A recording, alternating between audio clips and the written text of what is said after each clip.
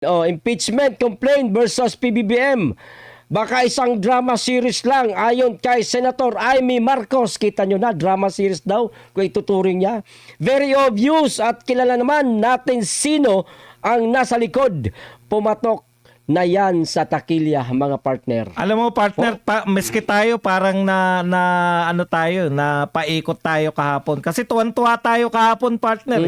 Sa wakas meron na, 'di ba? Yan yung ano natin. Sa wakas meron nang nag-file ng impeachment kay BBM. Nung pag-uwi natin sa ating kanya-kanyang bahay partner, bumulaga sa atin yung statement ni Pulong Duterte, Congressman Pulong, at saka ni Erice, no? Congressman Erice, na yung nag-file pala ng kaso si Attorney De Jesus ay abogado.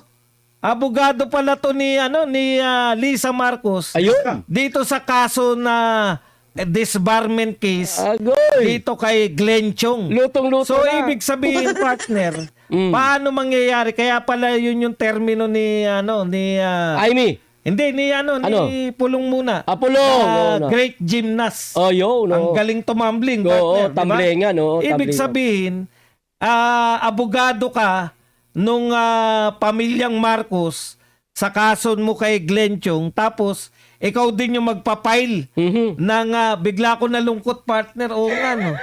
Nabudol na. Tuwan-tuwa tayo kahapon eh. Dito. Himay-himay pa natin. Tuwan-tuwa tayo eh. Doon sa grounds na 5, tuwan-tuwa tayo eh. Hinimay-himay pa natin. Eto, maganda to sa drugs. Yung pala partner, sabi ni Erice, kasi syempre, kumuha na siya malamang ng kopya. Unlabnaw daw partner. Naku po. Wala talagang mga pinasok na mga ebidensya. Yung kumbaga, yung magandang mga kung marami na ipasok na mga ebidensya doon. Kung parang title lang, eto yung mga inirereklamo ko sa'yo. Pero ano yung supporting documents? Yun yung sinasabi na ni Erice. Hindi po pwedeng magpa-file ka ng complaint tapos walang supporting evidence. Yan yung isa sa mga sinabi ng Supreme Court. Hindi po pwede. Kaya isa yan na technical sila eh. Dahil pinapirma nila yung impeachment labang kay BP Sara nang walang sapat na ebidensya, partner. Kaya ganyan lang din yung mangyayari. Kung ano po yung nangyari sa impeachment ni BP Sara noong 2025, malamang ganito rin po ang sapitin ng 2026 impeachment laban kay BBM. At ang nakakabwisit dito, Buisit talaga?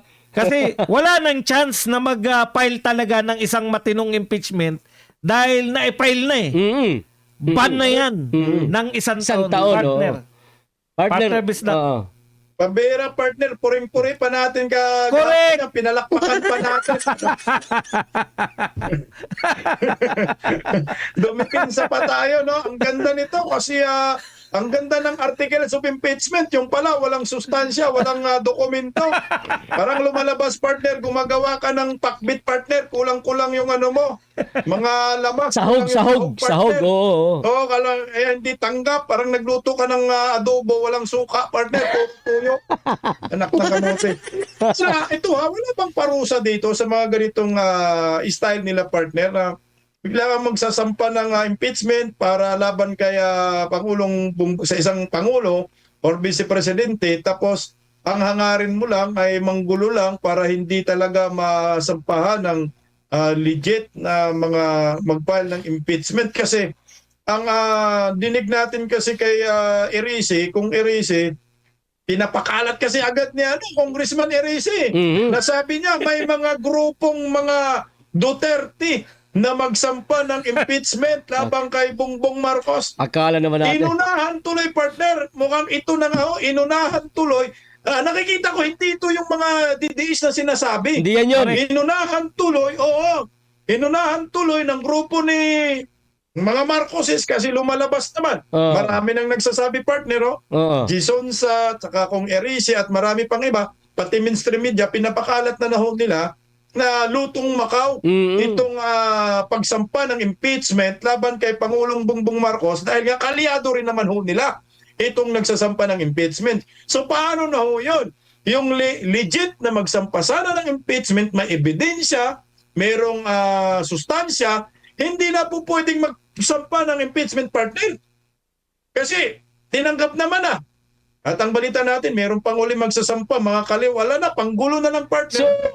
Tanggong partner, 1 year ban, partner. So ang mangyayari dyan sa isasampa, di ba plano magsampa ng Makabayan Black na impeachment din kay Pangulong Marcos? So wala na yun, wala na yun. Wala na yun. Hindi nga O hindi rin partner. naman magsampa, partner. Pwede pa. Gagawin nga nila yun, tatanggapin din nila.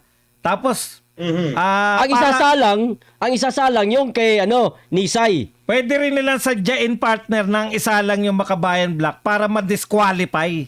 Ayo. Di ba? Kaya talaga... Kasi partner, tignan mo partner, yung last year partner, na technical din sila.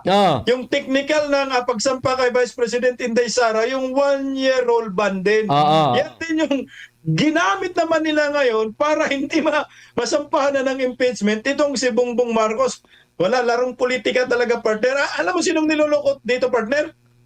Tayo, ang taong bayan partner. Ito lang talaga yung pinakano dyan. Pero, tapos partner, eto malupit dyan eh. Pagka binanatan natin yung style nun, di ba ganyan din kay BP Sara? Inilapit nyo nga pangayan sa Supreme Court. Eh bakit kayo, pag pinatikim sa inyo yung diskarte nyo, papalag kayo? Alam nyo partner, talagang wala kang aasahan dyan sa impeachment, no? Talagang tayo doon tayo. Pag hindi, kasi people power, parang ang labo na so far. Kasi iba na yung ngayon eh. Maraming umaattend na rally ngayon sa atin online. Di ba?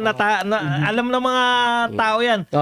Online kasi papasok pa bukas. Yung mga tipong ganun. Iba na ngayon eh. Iba na yung pati yung protesta ngayon online na rin. Kaya hindi mahirap talaga to. Talagang pan 2028 na talaga yung ating para mabago ang Pilipinas, partner.